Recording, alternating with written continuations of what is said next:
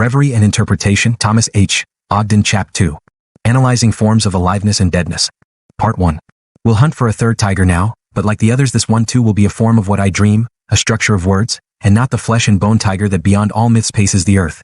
I know these things quite well, yet nonetheless some force keeps driving me in this vague, unreasonable, and ancient quest, and I go on pursuing through the hours another tiger, the beast not found in verse. The other tiger, J.L. Borges, 1960.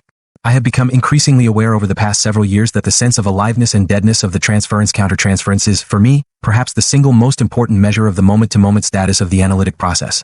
In the course of 4 clinical discussions, I shall explore the idea that an essential element of analytic technique involves the analyst's making use of his experience in the countertransference to address specific expressive and defensive roles of the sense of aliveness and deadness of the analysis, as well as the particular function of these qualities of experience in the landscape of the patient's internal object world and object relationships. From this perspective, the problems of central concern to analyst and analysand tend to focus increasingly on such questions. When was the last time the analysis felt alive to both participants? Is there a disguised vitality that cannot be acknowledged by analyst and/or analysand for fear of the consequences of its recognition? What sorts of substitute formations might be masking the lifelessness of the analysis, e.g., manic excitement, perverse pleasure, hysterical acting in and acting out, as-if constructions, parasitic dependence on the inner life of the analyst, and so on? The ideas that I shall present are based in large part on Winnicott's 1971a conception of the place where we live, a third area of experiencing between reality and fantasy, 1951. And the problems involved in generating such a place, intersubjective state of mind, in the analysis. I am also drawing heavily upon Byron's 1959 notion that the analyst/mother keeps alive, and in a sense brings to life, the analysand/infant's projected aspects of self through the successful eye-containment of projective identifications. Symington's 1983 and Coltett's 1986 discussions of the analyst's freedom to think represent important applications to analytic technique of the work of Byron and Winnicott.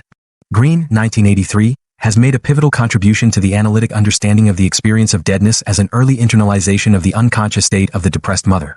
A great deal has been written in recent years about the importance of the analyst's realness, i.e., his capacity for spontaneity and freedom to respond to the analysand from his own experience in the analytic situation in a way that is not strangulated by stilted caricatures of analytic neutrality. See, for example, Bala's 1987, Casement 1985, Mears 1993, Mitchell 1993, Stewart 1977. As will be clinically illustrated, my own technique rarely includes discussing the countertransference with the patient directly. Instead, the countertransference one is implicitly presented in the way I'll conduct myself as an analyst, for example, in the management of the analytic frame, the tone, wording, and content of interpretations and other interventions, in the premium that is placed on symbolization as opposed to tension-dissipating action, and so on. I use the term countertransference to refer to the analyst's experience of and contribution to the transference-countertransference. The latter term refers to an unconscious intersubjective construction generated by the analytic pair. I do not view transference and countertransference as separable entities that arise in response to one another. Rather, I understand these terms to refer to aspects of a single intersubjective totality experienced separately and individually by analyst and analysand. I shall attempt to develop several ideas having to do with technical problems involved in recognizing, symbolizing, and interpreting the sense of aliveness and deadness of the analytic experience. I believe that every form of psychopathology represents a specific type of limitation of the individual's capacity to be fully alive as a human being. The goal of analysis from this point of view is larger than that of the resolution of unconscious intrapsychic conflict, the diminution of symptomatology, the enhancement of reflective subjectivity and self-understanding, and the increase of one's sense of personal agency. Although one's sense of being alive is intimately intertwined with each of the above-mentioned capacities, I believe that the experience of aliveness is a quality that is superordinate to these capacities and must be considered as an aspect of the analytic experience in its own terms. The focus of this chapter is clinical. My effort will not be to define psychological aliveness and deadness or even to attempt to describe how we determine whether, or to what extent, a given experience has the quality of aliveness or of deadness. It is not that these questions are unimportant.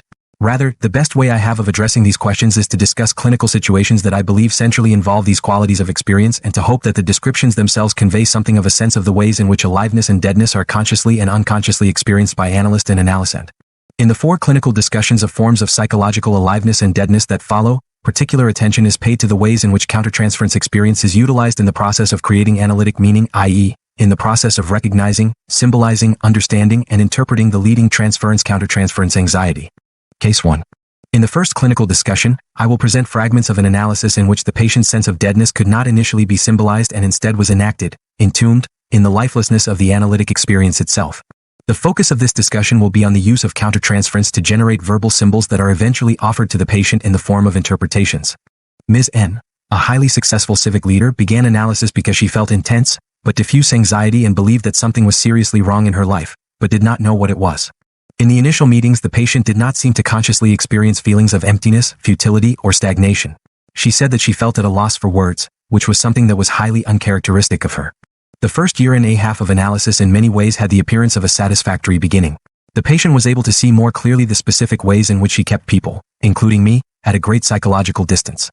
There was also some decrease in anxiety, which was reflected in the patient's increasingly less rigid body posture on the couch. For almost a year, Ms. N had lain completely still on the couch with her hands folded on her stomach. At the end of the meeting, the patient would bolt from the couch and briskly leave the room without looking at me. The language the patient used was initially equally stiff and often sounded textbookish. Her speech pattern became somewhat more natural in the course of the initial year of work. However, the patient throughout this period had profound doubts about whether the analysis was of any real value to her. Ms. N felt that she was developing no greater understanding of either the source of her anxiety or of her sense that things were not right in her life. In the course of the first half of the second year of work, I gradually developed an awareness of the way in which the patient would fill the hours with apparently introspective talk that did not seem to develop into elements from which further understanding or interpretation could be generated. A pattern developed in the hours in which Ms. N would describe events in her life in minute detail. It was not at all clear what the point of the lengthy descriptions was. At times, I would say to the patient that I thought that she must be very anxious that I would learn too much about her if she helped me to understand the significance of what she had just said. I found that I experienced increasingly less curiosity about the patient, which absence had quite a disturbing effect on me. It felt equivalent to losing the use of my mind. I experienced a form of claustrophobia during the hours and on occasion defended against this anxiety by obsessionally counting the minutes until the hour would be over. At other times, I fantasied ending the hour prematurely by telling the patient that I was ill and needed to end the session. I would sometimes pass the time by counting the beats per minute of my radial pulse. I was initially unaware that there was anything odd about my taking my pulse, despite the fact that this is a practice that has never occurred with any other patient. As the thoughts, feelings, and sensations associated with this activity were occurring, they did not feel like analytic data. Instead, I experienced them as an almost invisible, private background experience. During the period of weeks that followed, I gradually became more able to treat the taking of my pulse, as well as the associated feelings and sensations, as analytic objects. Bayen 1962a, Green 1975, Ogden 1994 AD, i.e., as a reflection of an unconscious construction being generated by the patient and myself, or more accurately being generated by the intersubjective analytic third. I have discussed my conception of the intersubjective analytic third, or the analytic third, in a recent series of publications, Ogden 1992 AB, 1994 A, B, C, D. To briefly summarize the ideas presented in those publications, I view the intersubjective analytic third as a third subject created by the unconscious interplay of analyst and analysand. At the same time, the analyst and analysand qua analyst and analysand are generated in the act of creating the analytic third. There is no analyst, no analysand, no analysis aside from the process through which the analytic third is generated. The new subjectivity, the analytic third, stands in dialectical tension with the individual subjectivities of analyst and analysand. I do not conceive of the intersubjective analytic third as a static entity. Rather, I understand it as an evolving experience that is continually in a state of flux as the intersubjectivity of the analytic process is transformed by the understandings generated by the analytic pair. The analytic third is experienced through the individual personality systems of analyst and analysand and is therefore not an identical experience for each. The creation of the analytic third reflects the asymmetry of the analytic situation in that it is created in the context of the analytic setting, which is structured by the relationship of roles of analyst and analysand. The unconscious experience of the analysand is privileged in the analytic relationship. It is the experience of the analysand, past and present, that is taken by the analyst and analysand as the principal, although not exclusive, subject of the analytic dialogue. I began to be able to link the experience of holding my own wrist, in the act of taking my pulse, with what I now suspected to be a need to literally feel hum warmth in an effort to reassure myself that I was alive and healthy. This realization brought with it a profound shift in my understanding of a great many aspects of my experience with Ms. N. I felt moved by the patient's tenacity in telling me seemingly pointless stories for more than 18 months. It occurred to me that these stories had been offered with the unconscious hope that I might find or create a point to the stories, thereby creating a point, a feeling of coherence, direction, value, and authenticity for the patient's life. I had previously been conscious of my own fantasy of feigning illness in order to escape the stagnant deadness of the sessions, but I had not understood that this excuse reflected an unconscious fantasy that I was being made ill by prolonged exposure to the lifelessness of the analysis. It was through this and similar lines of thought and feeling, associated with my own experience in the analytic third, that I began to develop a sense of the meaning of the patient's diffuse anxiety and her sense that she was caught in something awful that she could not identify.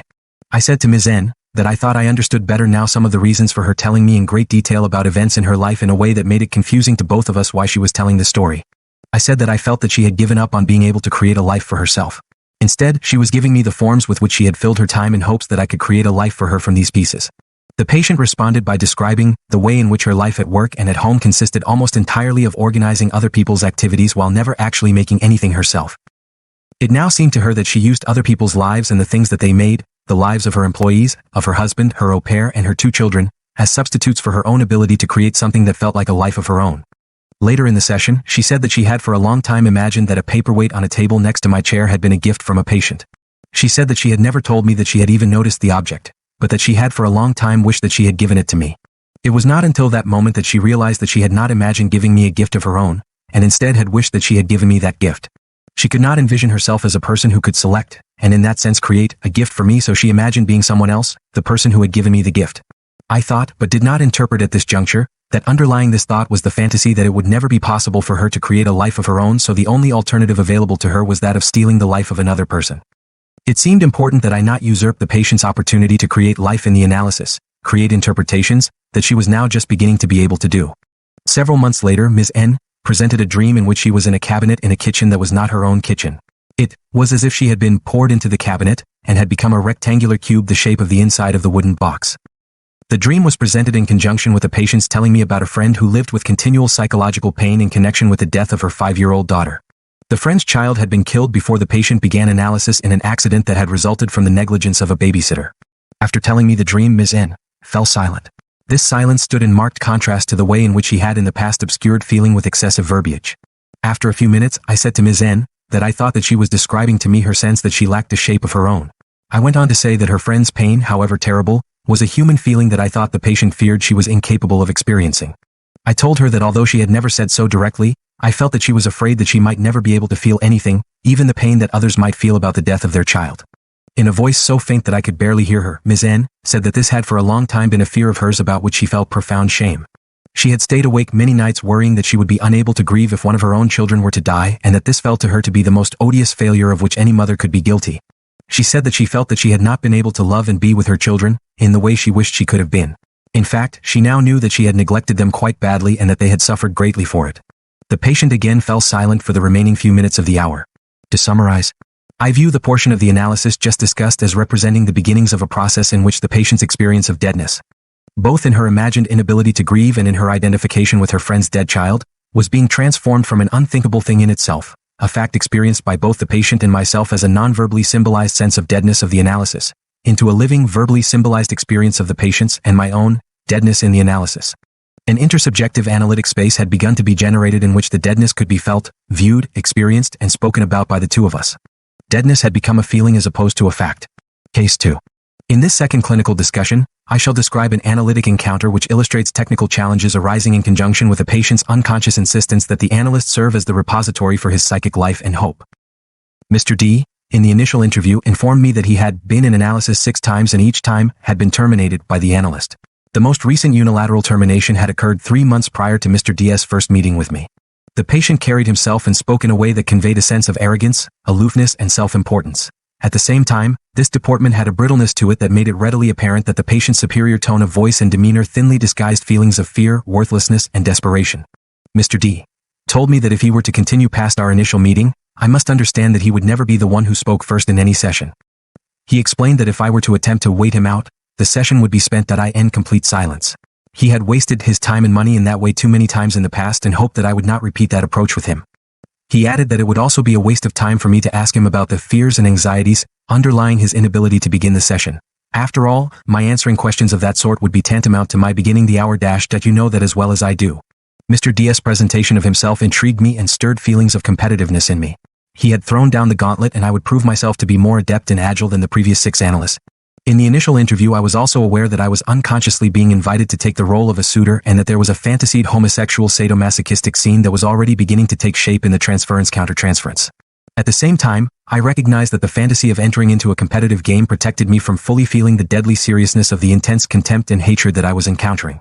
In addition, the narcissistic/competitive fantasy protected me from feelings of being trapped in the web that Mr. D was already beginning to spin with his imperiously controlling instructions regarding the way in which the analysis was to be conducted.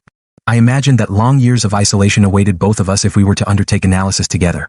I said to Mr. D That I thought he imagined that analysis with me would involve one or both of us brutalizing the other until the one being brutalized could no longer bear it. I also said that I had no interest in brutalizing him, being brutalized by him or participating in his brutalization of himself. This comment was not meant as a reassurance, but as a statement about my conception of the analytic framework within which I was willing to work. I agreed to be the first to speak in each hour, but said that I would do so only when I thought I had something to say. I added that it might sometimes take me a good deal of time to be able to put my experience into words for myself and for him at the beginning of the session, but my silence would not be intended as an attempt to wait him out. Mr. D sat quietly and seemed to relax a bit as I spoke. I was somewhat encouraged by the fact that I felt that I had been able to say something to him that did not involve a sadistic attack on Mr. D, nor a compromise of either of us. Neither did it seem to me to involve a form of manic excitement and denial related to the fantasy of a competitive game. At the outset of each of the meetings with Mr. P, Al attempted to find words to convey what it felt like being with him in that particular moment. I, silently, hypothesized that both the fantasies and feelings about brutalization and the fantasies reflecting manic excitement, competition, in the countertransference represented forms of defense against the experience of inner deadness, which deadness was symbolized by Mr. D's feeling that he had nothing in him with which to begin the hours, to begin his story. I would have to be the one to bring life to the analysis, to create history. Each time we met, almost always as I began the hour, I had the conscious fantasy that I was giving the patient and the analysis mouth-to-mouth resuscitation. I chose not to tell Mr. D about this fantasy directly in order not to demean him nor to prematurely address the homosexual aspects of the countertransference. At times, what I said to Mr. D to begin the hour felt rote and hackneyed, and I labored to get beyond what felt like prefabricated analytic cliché in order not to dump further lifelessness into him and into the analysis. In one of these meetings very early on in the analysis, I told Mr. D that I found myself imagining attempting to lure him into trusting me. I said that I knew that this would not only be futile, but would also be destructive, since anything won by me in this way would be experienced by both of us as a form of theft that would alienate us from one another even further than we already were. After several minutes of silence, Mr. D described his continual vigilance in combating theft, his use of burglar alarms at his home, anti-theft devices in his car, a safe at his office, and so on. This was spoken in a way that gave no acknowledgement that it represented a response to what I had just said. Despite the patient's offering information of this sort, the feeling in the hour was that of an extremely tense standoff which threatened to break apart at any moment. It felt as if there were nothing human holding the fabric of the analysis together. In a session that occurred in the 6th month of the analysis, I thought for a moment that I saw tears brimming in Mr. D's eyes, but when I looked more closely I could not tell if my perception had been accurate. Mr. D was at that point refusing to use the couch, and so we were meeting face to face. I told Mr. D what had just occurred and said that whether or not there had been tears in his eyes, I felt that what had happened reflected the sadness of the situation that he and I were in. I remembered Mr. D.'s telling me some months earlier that he had been grateful to his previous analyst for her honesty in telling him that she could not be of help to him instead of mindlessly persisting in an analysis that she felt could not progress. That thought reminded me of a living will that had recently been sent to me by a member of my family, in which doctors were in effect instructed not to create an empty illusion of life after genuine life had already been lost. Mr. D sat quietly for a minute and said that he had not been moved by my little speech. He then returned to his silence. After about 5 minutes, I said I thought that what had just happened between us must reflect something basic to his experience. I had felt sadness, part of which was no doubt my own, something attributable to my own sense of extreme loneliness in being with him. I added that nonetheless I felt that in part one was feeling something for him in his stead. I said that I had in the past tried to talk with him about it, but that his replies had always made me feel as if I were either crazy or stupid or both. I said that if I were not in a position to feel some confidence in my ability to differentiate between what feels real and what does not, I would find it a great strain to have my perceptions drawn into question in such a fundamental way. I told him that it would surprise me greatly if at important points in his life, he had not felt this type of strain in relation to his own ability to differentiate which parts of his experience and perceptions were real and which were not. It seemed from my experience in being with him that he must have felt powerfully assaulted in his efforts to hold on to a conviction about the truth of what he thought, saw, felt, heard, and so on. The patient seemed to ignore almost all of what I had just said and instead commented that I had used the word brutalized in our first meeting. That word was the most accurate word, and maybe the only accurate word, that I had used in all these months of analysis. He said that he had never been beaten or abused as a child, but he had felt that he had been brutalized in subtle and in not so subtle ways that he cannot describe, because he is not even sure what occurred, if in fact anything out of the ordinary did occur. Mr. D said that he would not try to tell me about his childhood because it was all very normal. I've gone over it 100 times with my previous analysts and there isn't anything that would earn me a place on the Donahue show. This exchange was the closest Mr. D and I had come to talking to one another. Over the next several weeks, he became increasingly antagonistic and disparaging of me and the analysis. I interpreted the fact that his attacks on me and our efforts to talk to one another had increased dramatically after the meeting that I have just described. At one point, the patient expressed great contempt for my use of the word work to describe what was occurring in these very expensive hours. I said to Mr. D that earlier he had commented on my use of another word, the word brutalized. I told him that I thought that his having acknowledged feeling understood by me, if only in my use of that single word, had led him to feel that things between the two of us had become wildly and dangerously out of control. I said that I thought that what currently appeared on the surface to be his brutalizing me felt to me more like an effort to protect me by getting me to throw him out. I added that I suspected that if I did not soon terminate our meetings he would end the analysis as the only way he felt he had at his disposal to protect me from what he feared to be his endlessly escalating brutalization of me. Mr. D did not end the analysis, but for a period of almost 6 months he turned his chair at the beginning of the meeting so that his back was to me. I suspect that he did not want me to be able to see his eyes. In that phase of work he spoke even less than in the initial months of analysis. In the portion of the analysis discussed above, Mr. D had in fantasy put into me the fragile remainder of his sense of life and hope. I was to speak for him and feel for him, by beginning each meeting and by being the container of his projective identifications involving his profound loneliness and sadness, while he attacked me for being so naive as to imagine that I could safeguard his life and my own in the face of his immense brutality. Extreme splitting of the brutalized and brutalizing aspects of the patient had been a necessary condition for any form of relatedness to me to be sustained. In the course of the analysis, the patient began to experience for himself the rudiments of sadness and compassion for the aspects of himself which he had projected into me and had experienced through me.